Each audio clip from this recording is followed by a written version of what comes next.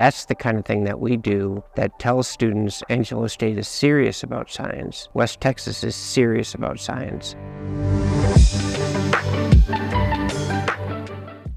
In 1977, my mentor and our colleague, Dr. Moon, died. He was a very revered doctor. And so since 1977, my colleagues and I supported and financed this program for 45 years.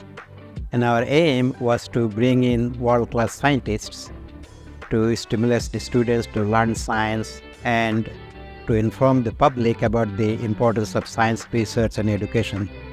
So that's how we have both public lectures and the student lectures. The one I remember the best, the lecture I remember the best, was just a couple of years ago. It was amazing to go from his lecture to PBS and look up what he had just talked about and see him in action and to know his story. That was fascinating. One of our core values is significance. And so we're trying to extend our reach beyond things that we do ourselves.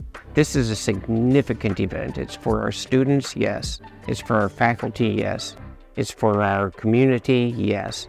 But it's also for everybody who's a part of the lectureship. These lectureships involve the community because you can just see the wide variety of people who attend them.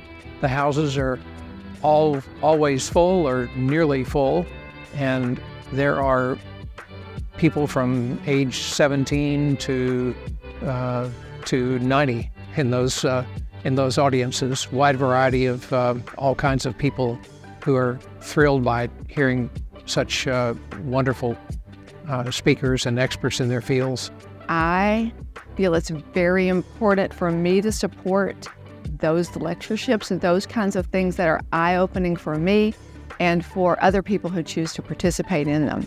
So coming to West Texas, being a part of Angelo State University, having that opportunity to interact with a world-class, international class scientist is, I think, critically important to being a part of the academic community and fulfilling our mission as serving West Texas and serving Angelo State as a group.